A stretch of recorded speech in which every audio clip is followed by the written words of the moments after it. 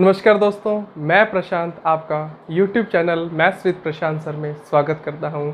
जैसा कि पार्ट 4 से हमने परसेंटेज के टाइप वाइज क्वेश्चन की शुरुआत की, जिसमें हमने संख्या में प्रतिशत वृद्धि, प्रतिशत कमी व त्रुटि प्रतिशत के प्रश्न हल किए। आज पार्ट 5 में एक नया टाइप, जिसमें हम प्रतियोगी परीक्षा में पूछे जाने वाले चुनाव से संबंधित प्रश्न को हल करेंगे। पहला प्रश्न जो कि आपकी स्क्रीन पर है, एक चुनाव में 3 प्रत्याशी खड़े हुए। पहले प्रत्याशी को 40% व दूसरे प्रत्याशी को 36% वोट मिले।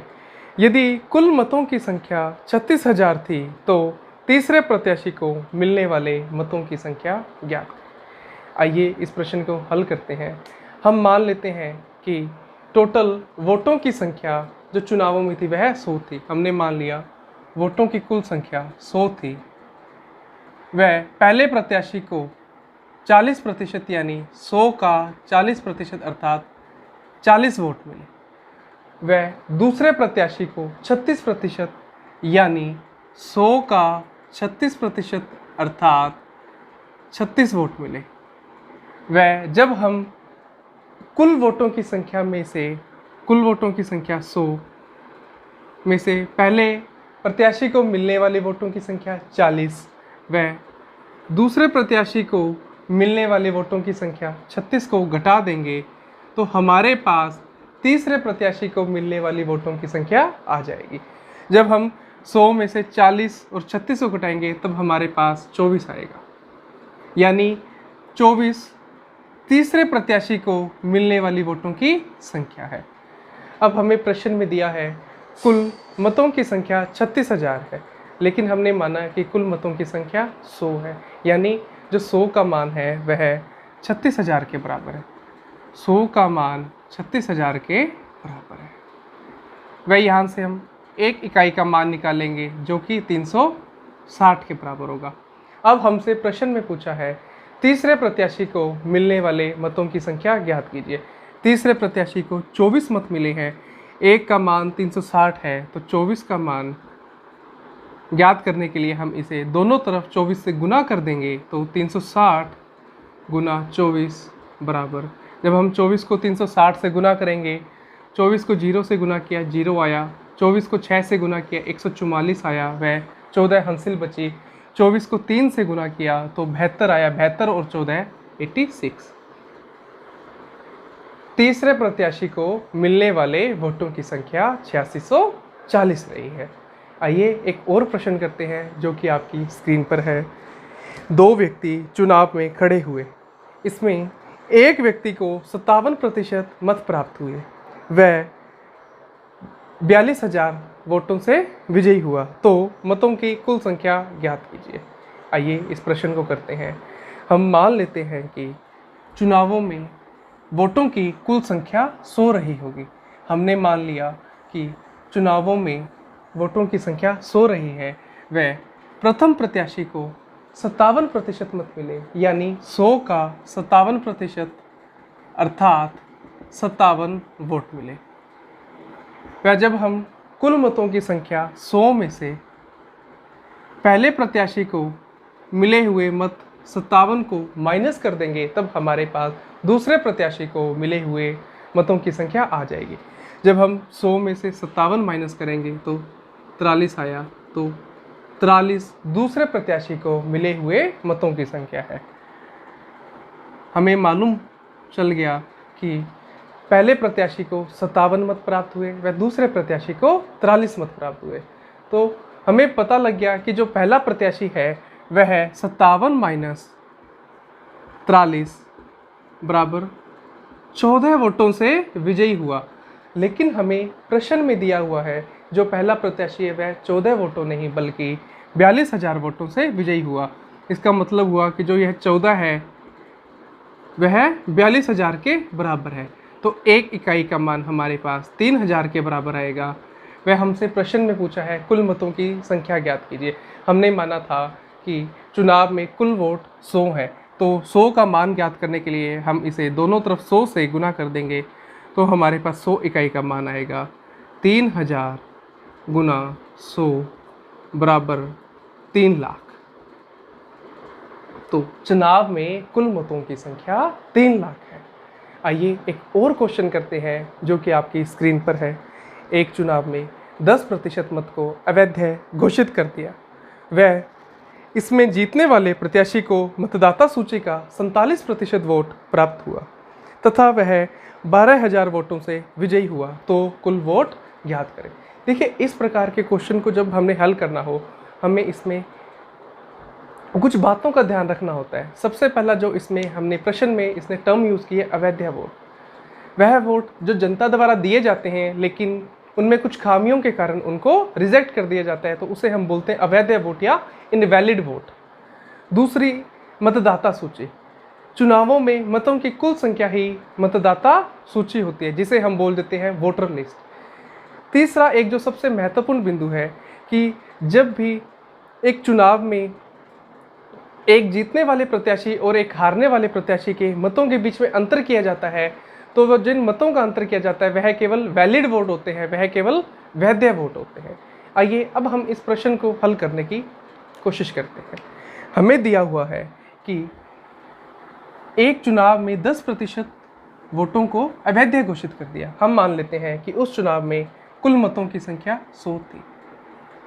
कुल मतों की संख्या 100 थी, जिसमें से 10% मतों को अवैध घोषित कर दिया गया। यानी 100 का 10% यानी 10 मतों को अवैध घोषित किया, तो हमारे पास जो कुल वैध वोट रहे वह रहे 90। अब हमें बोला है इसमें जीतने वाले प्रत्याशी को मतदाता सूची का 47% वोट प्राप्त हुआ। यानी मतदाता सूची, मैंने अभी आपको बताया, चुनाव में कुल मतों की संख्या ही मतदाता सूची होती है, और हमने माना जो कुल मतों की संख्या है वह 100 है। यानी कि जो जीतने वाला प्रत्याशी है उसे मतदाता सूची का 47% अर्थात 47 वोट प्राप्त हुए। वह जो एक हारने वाला दूसरा प्रत्याशी है उसे कुल वैध वोटों में से जब हम जीतने वाले प्रत्याशी के वैध वोटों को घटा देंगे, तब हमारे पास जो दूसरे वाले प्रत्याशी को वैध वोट प्राप्त हुए हैं वह हमारे पास आ जाएंगे। जब हम 90 में से 47 को माइनस कर देंगे तब हमारे पास आएगा 43। यानी प्रथम प्रत्याशी को 47 वैध वोट प्राप्त हुए, वह दूसरे प्रत्याशी को 43 वैध वोट प्राप्त हुए। अब हमें यहाँ से मालूम हुआ कि जो प्रथम प्रत्याशी है वह है 47 - 3 = 4, कि वह जो पहला प्रत्याशी है वह 4 वोटों से विजयी हुआ है। लेकिन हमें प्रश्न में दिया है कि पहला प्रत्याशी 4 नहीं बल्कि 12,000 वोटों से विजयी हुआ है। यानी कि जो 4 का मान है वह 12,000 के बराबर है, तो 1 इकाई का मान हमारे पास 3,000 के बराबर होगा। वह हमसे पूछा है कि मतों की कुल संख्या ज्ञात करें। हमने माना था कि जो मतों की कुल संख्या वह 100 है, 1 इकाई का मान हमारे पास 3,000 के बराबर आया, तो 100 इकाई का मान ज्ञात करने के लिए हम इसे दोनों तरफ से 100 से गुना कर देंगे, तो हमारे पास आएगा 3 लाख। यानी चुनाव में कुल मतों की संख्या 3 लाख रही होगी। अब हम एक और प्रश्न करते हैं जो कि इसी कंसेप्ट पर आधारित है, लेकिन हमें उसमें एक और नई चीज़ सीखने को मिलेगी। जैसे कि आपकी स्क्रीन पर आ रहा है, एक चुनाव में 14 सही 1/7% मत को अवैध घोषित कर दिया गया। वह इसमें जीतने वाले प्रत्याशी को मतदाता सूची का 50% वोट प्राप्त हुआ तथा यह 1,000 वोटों से विजयी हुआ, तो कुल वोटों की संख्या ज्ञात कीजिए। अब देखिए, अभी तक जितने भी हमने क्वेश्चन किए उनमें हमारे पास पूर्ण संख्या आ रही थी 10%, 20%, 40%, 36%, लेकिन इसमें हमें दी है 11 सही 1/9%। देखिए, जब भी इस प्रकार के प्रश्न में हमें इस प्रकार का प्रतिशत दे दिया जाए तो मैं आपको सिखाऊंगा कि हमें वोटों की संख्या को क्या मानना है। यदि हमें पूर्णांक प्रतिशत दिया हुआ है तब तो हम उसे वोटों की संख्या को 100 मान लेते हैं, लेकिन जब हमें प्रतिशत को पूर्णांक न देकर 11 सही 1/9% या हमें दे देते 16 सही 2/3% या हमें दे देते 14 सही 2/7%, इस प्रकार की कोई भी यदि हमें प्रतिशत में हमें संख्या दे देते तो हमें उसे किस प्रकार से वोटों की संख्या को मानना होता है, आइए सीखते हैं। हमें दिया हुआ है 14 सही 2/7%। जब भी हमें इस प्रकार की प्रतिशत का मान दे दे तो प्रश्न में दिए हुए सबसे पहले हमें सभी प्रतिशत को फ्रैक्शन में बदलना है। हमें मालूम है कि 14 सही 2/7% की फ्रैक्शन वैल्यू का मान 1/7 होता है। वह हमें यह भी दिया हुआ है कि 50%, और 50% की जो फ्रैक्शन वैल्यू का मान होता है वह होता है 1/2। अब जब भी हमें वोटों की संख्या माननी हो, हमें इन दोनों फ्रैक्शन के हर का लघुत्तम या उनका गुणज मानना होगा। जैसे कि 7 और 2 का लघुत्तम 14 आता है, या तो हमें वह संख्या जो हमें वोटों की संख्या 14 माननी होगी, या हमें 14 का गुणज अर्थात वह संख्या जिसको 14 से भाग देने पर पूर्णांक आएगा, वह संख्या जिसको 14 से भाग देने पर पूर्णांक आएगा, या जो संख्या 14 के टेबल में पूरी आएगी, टेबल अर्थात पहाड़े, जो संख्या 14 के टेबल में होगी वही संख्या हमें माननी है।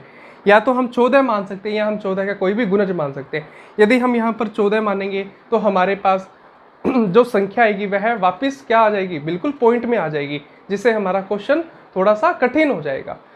इसलिए हमने क्या करना है, हम मान लेते हैं कि इसका हमें कोई गुणज ले लेते हैं, हम इसका गुणज ले लेते हैं 140 ले लेते हैं, क्योंकि जो 140 में 14 का पूरा भाग जाता है। अब हमने मान ली कि वोटों की संख्या 140 है, वह हमें दिया हुआ है कुल वोटों की संख्या में से जो 14 से ही 2/7% वोट है उनको अवैध घोषित कर दिया गया। हमें मालूम है कि 140 का 14 से ही 2/7% यानी जो 1/7 है वह अवैध घोषित कर दिया गया है। जब 140 का 1/7 को हम सोल्व करेंगे तो हमारे पास आएगा 20, यानी कुल वोटों में से जो 140 वोट थे उनमें से 20 वोटों को अवैध घोषित कर दिया गया। तो 140 में जब 20 वोटों को अवैध घोषित कर दिया जाएगा तब हमारे पास वोट आएंगे 120। वह अब हमें दिया हुआ है कि इसमें जीतने वाले प्रत्याशी को मतदाता सूची का 50% मत प्राप्त हुए। जो जीता है प्रत्याशी उसको मतदाता सूची का 50%, और मतदाता सूची जैसा कि मैंने आपको बताया चुनावों में कुल वोटों की संख्या ही मतदाता सूची होती है। हमने माना था चुनाव में जो कुल वोट है 140 है, तो इसका 50% यानी जो 70 वोट हैं वह जीतने वाले प्रत्याशी को प्राप्त हुए, और जो ये 70 वोट है यह वैलिड वोट है, वह वैध वोट है। वह 120 में से जब हम 70 को माइनस कर देंगे तो हमारे पास जो दूसरे प्रत्याशी को जो वैध वोट प्राप्त होंगे वह होंगे 50। अब हमें मालूम चल गया कि पहले प्रत्याशी को 70 वोट प्राप्त हुए हैं, दूसरे प्रत्याशी को 50 वोट प्राप्त हुए हैं। तो जो पहला प्रत्याशी है वह 70 - 50 = 20। जो पहला प्रत्याशी है वह 20 वोटों से विजयी हुआ है। लेकिन हमें प्रश्न में दिया हुआ है कि पहला प्रत्याशी 20 नहीं बल्कि 1000 वोटों से विजयी हुआ है, यानी जो 20 का मान है वह 1000 के बराबर है, तो 1 का मान 50 के बराबर होगा। अब हमें ज्ञात करना है वोटों की कुल संख्या। हमने माना था कि वोटों की कुल संख्या 140 है, एक इकाई का मान हमारे पास 50 आया हुआ है, तो हमें ज्ञात करना है 140 इकाई। जब हम दोनों तरफ 140 से गुना कर देंगे तब हमारे पास आ जाएगा 140 × 50 = 7000। तो उस चुनाव में जो मतों की कुल संख्या थी वह 7000 रही है।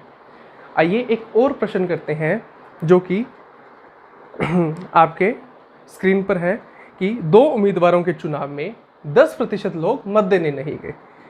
वह 11 सही 1/9% मत अवैध घोषित कर दिए गए। यदि जीतने वाले उम्मीदवार ने कुल वैध मतों के 70% वोट प्राप्त किए तथा 12000 वोटों से जीत गया तो कुल वैध वोटों की संख्या ज्ञात कीजिए। जैसा कि मैंने आपको बताया, जब भी हमें इस प्रकार के प्रश्न में हमें प्रतिशत में पूर्णांक में ना दे रखा हो, जैसे कि हमें 11 सही 1/9% यहाँ दिया हुआ है, तो हमें सबसे पहले हमें क्या लिखना होता है, हमें उस प्रतिशत को फ्रैक्शन में बदलना होता है, जिससे कि हम जो वोटों की संख्या है उनको मान सकें। हमने वोटों की संख्या क्या मानी है वह हमें किस प्रकार पता लगेगा, जैसा कि मैंने आपको पिछले प्रश्न में बताया। हमने यहाँ पर मान लेना है, हमें सबसे पहली जो प्रतिशत दी हुई है, सबसे पहली हमें प्रतिशत दी है कि 10%, और हमें पता है कि जब 10% की फ्रैक्शन वैल्यू का मान 1/10 होता है। और जो हमें दूसरी प्रतिशत दी है वह दी है 11 सही 1/9%, और 11 सही 1/9% की फ्रैक्शन वैल्यू का मान होता है 1/9। वह जो हमें एक तीसरी और प्रतिशत दी है वह दी है हमें 70%। तो जो 70% हमें मालूम है कि 10% का मान 1/10 होता है। वह जब हम इन्हें दोनों साइड से 7 से गुना कर देंगे तब हमारे पास 70% का मान 7/10 आ जाएगा। तो 70% की फ्रैक्शन वैल्यू का मान हुआ 7/10। अब जब हम इनका लघुत्तम लेंगे तब हमारे पास आएगा यह 90। तब हमारे पास यह जो एलसीएम आएगा इनका आएगा 90 के बराबर। अब मैंने आपको बताया था कि जब भी हमें वोटों की संख्या माननी हो तब हमें इन फ्रैक्शन के हर का लघुत्तम या जो वो लघुत्तम आएगा उसका गुणज लेना होता है। अब हमें पता है कि 90 एक बड़ी संख्या है, तो इसके अंदर जब भी हम यदि किसी संख्या को गुना या भाग करेंगे तो वह आसानी से हमें एक पूर्णांक ही मिलेगा। तो आइए अब हम इसे करते हैं। हम मान लेते हैं कि वोटों की संख्या 90 है। हम इसका यहाँ पर इसका कोई गुणज भी ले सकते हैं। यदि आपकी इच्छा हो तो आप इसका गुणज भी ले सकते हो, लेकिन हम वह छोटी से छोटी भी संख्या लें कि जिससे हमें हल करने में थोड़ी आसानी भी हो, हमें कुछ भी उसमें असुविधा ना हो। हम मान लेते हैं कि यहाँ पर जो मतों की जो कुल वोटों की संख्या रही होगी वह 90 रही होगी। अब उसके बाद हमें प्रश्न में दिया है कि 10% लोग है वह वोट देने नहीं गए और 90 का 10% 9 के बराबर होगा। 90 का 10% 9 के बराबर होगा, तो 90 में से 9 लोग वोट देने नहीं गए, तो हमारे पास जो कुल लोग वोट देने पहुंचे वह पहुंचे 81। अब हमें दिया हुआ है जितने लोग वोट देने पहुंचे उसमें से 11 सही 1/9% वोट को अवैध घोषित कर दिया गया, यानी उनको इनवैलिड कर दिया गया, वह वोट मान्य नहीं है। अब 81 का जब हम 11 सही 1/9% निकालेंगे और 81 का जो 11 सही 1/9% की फ्रैक्शन वैल्यू का मान होता है वह होता है 1/9। 81 को जब हम 1/9 से गुना करेंगे तो हमारे पास आएगा 9, यानी 9 लोग ऐसे थे जिनके वोट को अवैध घोषित कर दिया गया, इनवैलिड घोषित कर दिया गया। जब 81 में से 9 को हम कम करेंगे तो हमारे पास आया 72, यानी 72 ऐसे वोट हैं जो कि बिल्कुल सही वोट हैं, जो कि बिल्कुल एक वैलिड वोट है। अब हमें बोला गया है जो जीतने वाला प्रत्याशी है उसे कुल वैध मतों का, देखो प्रश्न में हमें दिया कुल वैध, यानी जो कुल वैलिड वोटों हैं उनका 70% मिला है, यानी जो जीतने वाला प्रत्याशी है उसे 72 का 70% मिला है। तो जब हम 72 का 70% करेंगे तब हमारे पास आएगा 72 गुना 7/10। तो जब हम इसको 72 को 7 से गुना करेंगे तो हमारे पास आया 14, हंसिलाई 1, और जब हमने 7 को 7 से गुना किया तो 49 + 1 हमारे पास आया 504। और जब हम 504 को 10 से भाग देंगे तो 50.4, यानी जो जीतने वाला प्रत्याशी है उसको 72 में से 50.4 मत मिले। ठीक है, वह जो हारने वाला प्रत्याशी होगा उसे यदि हम 72 कुल वैध मतों में से हम यदि जो जीतने वाले प्रत्याशी के मत है उन्हें हम माइनस कर देंगे तो हमारे पास आ जाएगा कि हमें जो हारने वाला प्रत्याशी है उसे कितने मत मिले। आइए हम करके देखते हैं कितना आएगा। जब हम 72 में से 50.40 हम माइनस कर देंगे तब हमारे पास कितना आएगा। जब हम घटाएंगे तो यह आएगा हमारे पास 60, और जब हम 71 में से 50 घटाएंगे तब हमारे पास आया 21.60, यानी जब हमारे पास यह आया 21.60। वह अब हमसे पूछा है कि जो व्यक्ति जीता है वह 12,800 मतों से जीता है, तो हमें यहाँ पर जो जीतने वाला प्रत्याशी है उसको 50.4 मत मिले हैं, वह जो हारने वाला प्रत्याशी है उसे 21.60 मत मिले हैं। यदि हम इन दोनों को माइनस कर देंगे तो हमारे पास आ जाएगी हमें कितने वोट मिले हैं, कि जीतने वाले प्रत्याशी को कितने अधिक वोट मिले। जब हम 50.4 में से 21.60 माइनस करेंगे तब हमारे पास आएगा 28.80। लेकिन हमें प्रश्न में दिया हुआ है कि जो जीतने वाला प्रत्याशी है उसे 12,800 वोट अधिक मिले हैं, यानी जो 28.80 का मान है वह 12,800 के बराबर है, और एक इकाई का मान हमारे पास यहाँ पर आया कि वह 12,800 बटा 28.80 के बराबर होगा। जो जीतने वाला प्रत्याशी है उसको 12,800 वोटों से वह विजयी हुआ था, लेकिन हमारे पास ये हमें यहाँ पर बता रहा है कि वह 28.80 वोटों से विजयी हुआ है, तो हमने एक इकाई का मान निकाल लिया कि वह 12,800 बटा 28.80 के बराबर है। अब हमें चाहिए कि जो कुल वैध मतों की संख्या कितनी है। हमें ध्यान है जो यह जो वोट है 72, वह कुल वैध वोट है। एक इकाई का मान हमारे पास आया 12,800 बटा 28.80। वह जब हमें 72 इकाई का मान ज्ञात करना होगा तब हम इसे दोनों तरफ से 72 से गुना कर देंगे और हमारे पास आएगा 72 का मान आएगा 12,800 भाग 28.80 गुना 72। वह इस ये पॉइंट को हटाएंगे तो हम यहाँ पर जो ऊपर है गुना में 100 लगा देंगे। ठीक है, अब ये जो 72 है यह इससे 40 बार कट जाएगा। वह जब हम इसको इससे काटेंगे तो हमारे पास आएगा, जब हम 4 को 128 से काटेंगे तो हमारे पास आया 320। वह 320 को जब हम 100 से गुना करेंगे तो हमारे पास आएगा 32,000। यानी जो कुल वैध मतों की संख्या थी वह थी 32,000। मैं आपको एक बार वापस समझाता हूँ कि हमें दिया हुआ था, हमने वोटों की संख्या मान ली है, वह थी 90 में हमें उसने दिया कि 10% लोग वोट देने नहीं गए। हमने मान लिया कि 90 में से 10% यानी 9 लोग वोट देने नहीं गए, तो जो लोग वोट देने गए वह बचे 81। अब जिन लोगों ने वोट दिया होगा उन्हीं के वोट को अवैध घोषित किया गया होगा, तो उसने बोला है कि 11 से ही 1/9% लोगों के वोटों को अवैध घोषित कर दिया गया। तो जो 81 का 11 से ही 1/9% होगा वह होगा 9 के बराबर। तो 81 में से जब 9 वोटों को अवैध घोषित कर दिया गया तब हमारे पास जो कुल वोट बचे वह बचे 72। अब हमें बोला है जो जीतने वाले प्रत्याशी को वैध वोटों का 70% मिला, वह जब हमने 72 का 70% निकाला तो वह 50.4 के बराबर आया। और जब हारने वाला प्रत्याशी है उसको यदि हम कुल वैध मतों में से पहले प्रत्याशी को मिलने वाले वैध मतों की संख्या घटा देंगे तब हमारे पास आएगा 21.60 कि दूसरे जो प्रत्याशी है उसको 21.60 वैध मत मिले। हमें ध्यान है पहले प्रत्याशी को 50.4 वैध मत मिले, वह दूसरे प्रत्याशी को 21.60 वैध मत मिले। वह जब हम इन दोनों को आपस में घटा देंगे इन दोनों मतों तो हमें इनका जो जीत का अंतर है वह पता लग जाएगा। हमें पता लगा कि वह जो 28.80 वोटों से वह जीत गया। लेकिन हमें प्रश्न में दिया हुआ है कि जीतने वाला प्रत्याशी 28.80 वोटों से नहीं बल्कि 12,800 वोटों से जीता है। तो जो एक इकाई का हमारे पास मान आया 12,800 बटा 28.80। और हमें पूछा था कुल वैध मतों की संख्या ज्ञात कीजिए। तो कुल जो वैध मत थे वह थे 72 और 72 का मान ज्ञात करने के लिए हम इन्हें दोनों साइड से 72 से गुना कर देंगे। जब हमने इन्हें दोनों तरफ से 72 से गुना किया तो 12,800 बटा 28.80 गुना 72 आया। और हमने एक पॉइंट को हटाया और यहाँ पर 100 लगा दिया। जब 72 को हम 288 के अंदर भाग देंगे तो वह 4 बार जाएगा, तो हमारे पास यहाँ पर 40 आया। और जब हमने 40 को 12,800 से काटा तो 320 आया। वह 320 को जब हमने 100 से गुना किया तो यह है 32,000 के बराबर आया।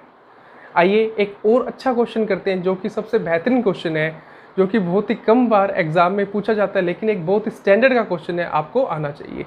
आपकी स्क्रीन पर है, 2 उम्मीदवारों के चुनाव में 10% लोग मत देने नहीं, वह 300 मतों को अवैध घोषित कर दिया गया।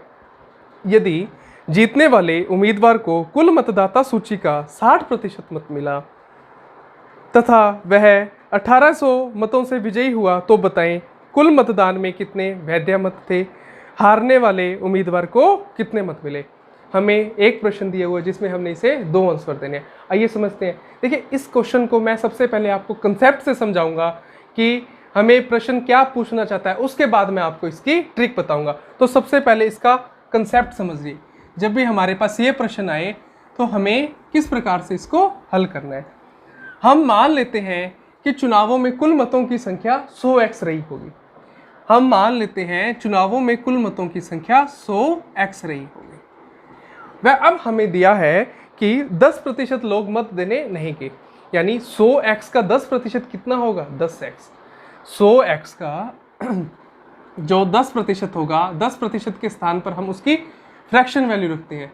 जब हम 10 रखेंगे तब हमारे पास आएगा 10x, यानी 10x लोग हैं वह मत देने नहीं गए। तब हमारे पास कुल जो लोग मत देने गए वह बचे x, 90x। लेकिन ये जो 90x लोग हैं इनमें हमारे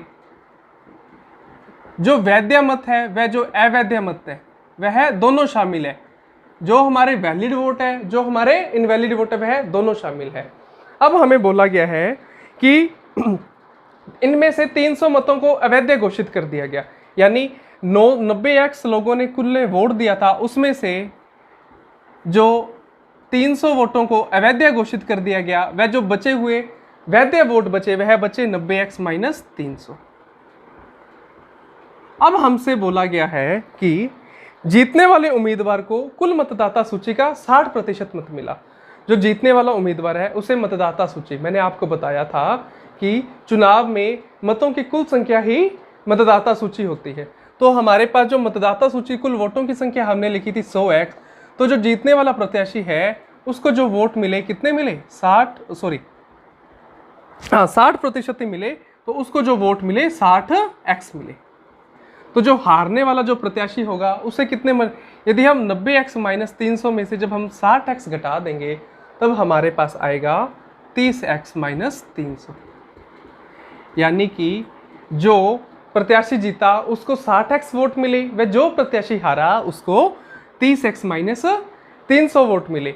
वह अब हमसे बोला गया है कि जो प्रत्याशी जीता है उसे 60% वोट मिले और वह 1800 वोटों से जीता है। हमें मालूम है पहले प्रत्याशी को 60x वोट मिले हैं, वह दूसरे को 30x माइनस 300 वोट मिले हैं। यदि हम इन दोनों को माइनस कर देंगे तो हमें जीत का अंतर पता लग जाएगा।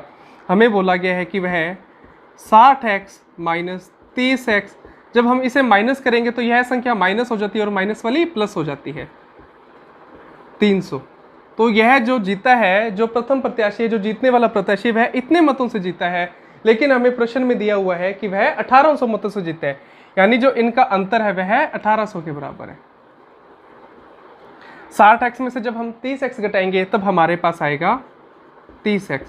वह जब हम इस प्लस के 300 के बराबर के दूसरे वाली साइड लेके जाएंगे तब यह माइनस का हो जाएगा, और जब 18 में से 300 कम होगा तो यह बचेगा 1500, यानी जो हमारे पास x का मान आया वह आया 1500 बटे 30, जो कि बराबर है 50 के। अब हमारे पास आया x का मान है वह 50 के बराबर है। अब हम यहाँ से ज्ञात कर सकते हैं, जैसा कि हमें पहला पूछा है कुल मतदान में कितने वैध मत थे। हमें ध्यान है कि ये जो वोट है, ये जो वाले जो वोट थे हमारे वैध वोट थे। अब हमें पता है x का मान 50 है, जब हम 90 को 50 से गुना करेंगे, वह इसमें से जब हम 300 माइनस कर देंगे तब हमारे पास हमें कुल वैध वोट आ जाएंगे। जब हम 90 को 50 से गुना करेंगे तो यह 4500 के बराबर आएगा, वह जब हम इसमें से 300 माइनस कर देंगे तब यह हमारे पास 4200 के बराबर आ जाएगा। यानी कि इस चुनाव में जो कुल वैध मत थे वह 4200 थे। वह दूसरा हमें पूछा गया हारने वाले उम्मीदवार को कितने मत मिले। हमें ध्यान है हारने वाले उम्मीदवार को 30x माइनस 300 मत मिले, यानी कि जब हम 30 को 50 से गुना कर देंगे वह उसमें से हम 300 माइनस कर देंगे तो हमारे पास हारने वाले कैंडिडेट की जो कैंडिडेट हमारा हारा है, जो हारने वाला प्रत्याशी है, तो उसको 1500 में से जब हम 300 माइनस करेंगे तो उस वाले कैंडिडेट को 1200 वोट मिलेंगे। यदि हम इस तरह से करेंगे तो हम सारा सॉल्यूशन हम ज्ञात कर सकते हैं। देखिए इसका जरूरी था, क्योंकि यदि आपको बेसिक कंसेप्ट आएगा तो आप जो इसकी ट्रिक है उसको भी आसानी से सीख सकते हो। देखिए अब हम इसे किस प्रकार से, हम यदि छोटे रूप में हम इसे किस प्रकार करेंगे, आइए हम समझते हैं। हमें मालूम है, हम मान लेते हैं कि चुनावों में कुल वोटों की संख्या 100 रही होगी। हमने मान लिया चुनावों में कुल वोटों की संख्या 100 रही होगी, वह उसमें से जो 10% वोट है, जो 10% लोग हैं वह आए नहीं है वोट करने, यानी 100 में से जो 10 लोग हैं वह वोट करने नहीं आए, वह बचा 90। अब यह जो 90 वह वोट है जो जिसमें हमारे वैध व अवैध दोनों वोट शामिल है। लेकिन हमें बोला गया है कि जो जीतने वाला प्रत्याशी है उसको कुल मतदाता सूची का जो इसमें हमारे हैं, पहले हम लिख लेते हैं, इसमें हमारे वैलिड प्लस इनवैलिड दोनों वोट शामिल है, वह हमें दिया हुआ है। फिर हमें दिया हुआ है प्रश्न में जीतने वाले प्रत्याशी को मतदाता सूची का 60% मत प्राप्त होता है। हमने यहाँ पे लिख लिया 90 में से, यानी उसको 60 वोट प्राप्त हुए।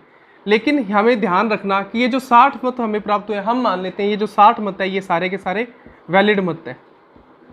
ये जो 7 मत है वो सारे के सारे वैलिड है, यानी इनके अंदर कोई भी अवैध मत नहीं है। तो अब जो दूसरा हमारा बचा 90, अब जो हमारे पास यहाँ पर कितना आएगा 30, लेकिन जब ये जो 30 मत बचे दूसरे प्रत्याशी के, उसमें तो अवैध मत शामिल होंगे, उसमें वैध व अवैध मत दोनों शामिल होंगे। अब हमने क्या करना है, 60 में से इस 30 को घटाना है। हमारे पास हमें पता लग जाएगा कि जो जीतने वाला प्रत्याशी कितने वोटों से जीता। हमने यहाँ पे घटाना है 60 में से 30, हमने यहाँ पर 30 लिख दिया, और उसके बाद यह 1800 वोटों से जीता। जितने वोटों से जीता हमने उसमें से जो अवैध वोट थे वह माइनस कर देने हैं। अब हमारे पास आया, जो 30 का मान आया हमारे पास 1500 और 1 का मान आया 50। अब हम यहाँ से ज्ञात कर सकते हैं। अब यदि हमसे यहाँ से पूछता कि जो कुल मतदाता सूची में कितने वोट थे, तो हम यहाँ से लिख देते 1 का मान यदि 50 है तो जो कुल मतदाता सूची में मिलने वाले वोट थे वह होते 5000। 100 गुना 50 यानी 5000।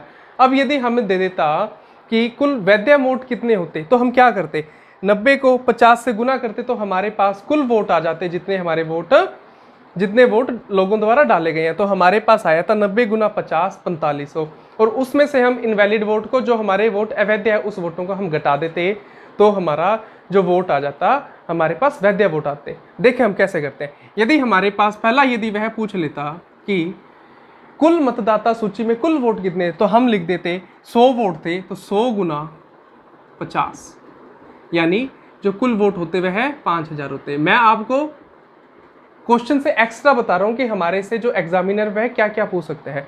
दूसरा वह हमसे यह पूछ सकता है कि जो कुल वोट है, कुल कितने वोट पड़े हैं, जो कुल वोट है वह कितने पड़े। हमें पता है जो कुल वोट है वह 90 पड़े हैं, तो 90 को हम 50 से गुना कर देते और हमारे पास आया था 4500, कि जो कुल वोटों की संख्या थी वह थी 4500। अब यदि हमसे वह यह पूछ लेता कुल वैध वोट कितने थे, यदि हम जितने वोट लोगों द्वारा डाले गए उसमें से यदि हम अवैध वोट थे हम उनको माइनस कर दें, तो हमारे पास आ जाएगा कि जो वोट पड़े हैं वह टोटल वोट है वह 4200 वोट पड़े। हमें पता चल गया कि जो टोटल वैध वोट है वह 4200 है।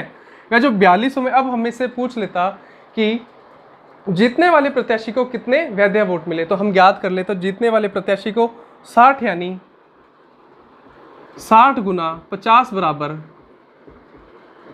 3000 वोट थे, वह जो जीतने वाला प्रत्याशी है उसे मिले। और यदि हमसे पूछ लेता हारने वाले प्रत्याशी को कितने वोट मिले, तो हमें मालूम है कुल वैध वोट थे 4200, कुल वैध वोट थे 4200 और उसमें से 3000 वोट मिले जीतने वाले प्रत्याशी को, तो जो हारने वाला प्रत्याशी है उसे केवल 1200 वोट मिले हैं। देखिए हमारे पास इस प्रकार जो यह क्वेश्चन है, इसमें से 5 प्रकार के क्वेश्चन बनते हैं। वो पांचों के पांचों प्रकार के क्वेश्चन मैंने आपको समझा दिया है, इसलिए मैंने आपको पहला इसका बेसिक समझाया, पहले उसका जो बेसिक कंसेप्ट था मैंने वो समझाया आपको। उसके बाद में मैंने आपको जो इसकी एक ट्रिक थी जो मैंने आपको बताई है, मैंने आपको वो समझाई है कि हमें प्रश्न के हिसाब से चलना है। बस केवल हमें यही करना है, जो वोटों का अंतर 1800 था उसमें से अवैध वोट को माइनस कर देना है और हमारे पास इसका मान आ जाएगा। आइए एक जो और भी बेहतरीन क्वेश्चन है जिसे हम बिल्कुल बहुत अच्छे से करेंगे, आपकी स्क्रीन पर है। पी व क्यू के एक चुनाव में 2/5 समर्थकों ने पी को मत देने का मन बनाया, लेकिन मतदान वाले दिन पी के 15% व क्यू के 25% समर्थकों ने अपना मन बदल लिया, जिससे पी 4 मतों से चुनाव हार गया। तो कुल मतों की संख्या ज्ञात करें। या इस क्वेश्चन को इस प्रकार से भी लिखा जा सकता है, पी व क्यू के एक चुनाव में 40% समर्थकों ने पी को मत देने का मन बनाया, लेकिन मतदान वाले दिन पी के 15% व क्यू के 25% समर्थकों ने अपना मन बदल लिया, जिससे पी 4 मतों से चुनाव हार गया। तो मतों की कुल संख्या ज्ञात कीजिए। देखिए जैसा कि मैंने आपको बताया था, जब भी हमें प्रश्न में प्रतिशत दिया हो तो सबसे पहले हम उसे फ्रैक्शन में बदल लेते हैं। या हमें यहाँ पर 2/5 ही दिया है, या 40% का जो मान होता है वह 2/5 के ही बराबर होता है। तो हमें सबसे पहले यदि फ्रैक्शन दी हो तब भी हम लिख लेंगे, यदि हमें प्रतिशत दिया हो तो हम प्रतिशत को फ्रैक्शन में बदल कर लिख लेंगे। हमें दिया है 2/5। वह यहाँ पर जो समर्थक है, समर्थकों से मतलब वोटर से है, यानी कि जो 2/5 वोटर थे उन्होंने P को मत देने का मन बनाया था। हम मान लेते हैं कुल वोटों की संख्या, हम मान लेते हैं, हमें वोटों की संख्या वही माननी होती है जो कि उस फ्रैक्शन के हर में होती है, या जो हर में इसकी संख्या 5 है, या तो हम वोटों की संख्या 5 मानेंगे या हम इसका गुणज मान लेंगे। हम इसका कोई गुणज मान लेते हैं, हम मान लेते हैं कि 5 का गुणज यानी हम मान लेते हैं 50 है, कि जो कुल समर्थक हैं वह जो कुल समर्थक है P व Q दोनों के जो समर्थक मिलाकर है वह जो कुल समर्थक है वह 50 है, यानी जो कुल वोटों की संख्या है वह 50 है। 50 में से जो 2/5 वोटर हैं, जो 2/5 समर्थक हैं, उन्होंने P को मत देने का मन बनाया, यानी 50 के 2/5 ने P को मत देने का मन बनाया, और जो 5 का 2/5 है यह है 20 के बराबर है, कि जो 20 समर्थक ऐसे थे जिन्होंने P को मत देने का मन बनाया, वह 50 में से जब हम 20 घटा देंगे तब जो 30 समर्थक बचेंगे उन्होंने Q को मत देने का मन बनाया। लेकिन उन्होंने बोला है कि चुनाव वाले दिन, मतदान वाले दिन P के 15% समर्थक ने अपना मन बदल लिया। मन बदलने का अर्थ क्या हुआ कि जो P के 15% समर्थक थे उन्होंने P को वोट ना देकर Q को वोट दिया, और जो P के 15% यानी जो 20 का 15% है, प्रतिशत को हटाएंगे हम, इसे 100 से भाग देंगे, 100 20 से 5 बार जाएगा, और जो यह 5 है वह 15 से 3 बार जाएगा, यानी कि जो P के 3 समर्थक थे, 20 में से 3 समर्थक थे, उन्होंने P को वोट न देकर Q को वोट दिया। उन्होंने P को वोट न देकर Q को वोट दिया। वह जो Q के 25% समर्थक ने अपना मन बदल लिया। जो Q के 25% समर्थक थे, यानी उन्होंने Q के जो 25% समर्थकों ने Q को वोट न देकर P को दिया। और Q के 25% समर्थक कितने होंगे? 30 का 25% यानी 1/4, और जब हम 30 को 4 से भाग देंगे तो यह आएगा 7.5। यानी जो Q के 7.5 समर्थक थे उन्होंने Q को वोट नहीं दिया, बल्कि उन्होंने वोट दिया P को। अब जब हम 20 में से 7.5 जोड़ेंगे तब वह आएगा 27.5, और 27.5 में से जब हम 3 घटा देंगे तब यह हमारे पास आएगा 24.5। यानी जो P को टोटल वोट मिले वह मिले 24.5, और Q को टोटल वोट जब हम 30 में 3 जोड़ेंगे तो 33 आएगा, और 33 में से जब हम 7.5 घटा देंगे तब हमारे पास आएगा 25.5। यहाँ से हमें मालूम चल गया कि जो टोटल वोटर थे उनमें से जो 24.5 ने तो P को वोट दिया, वह 25.5 ने Q को वोट दिया। अब हमें यहाँ से मालूम हो रहा है जो P है वह 1 वोट से हार गया। P है वह 1 वोट से हार गया, लेकिन हमें प्रश्न में दिया हुआ है P 1 वोट से नहीं बल्कि 4 वोट से हारा है। यानी जो हमारे पास 1 इकाई का मान है वह 4 के बराबर है। वह हमसे पूछा है कुल मतों की संख्या ज्ञात कीजिए या कुल वोटों की संख्या ज्ञात कीजिए।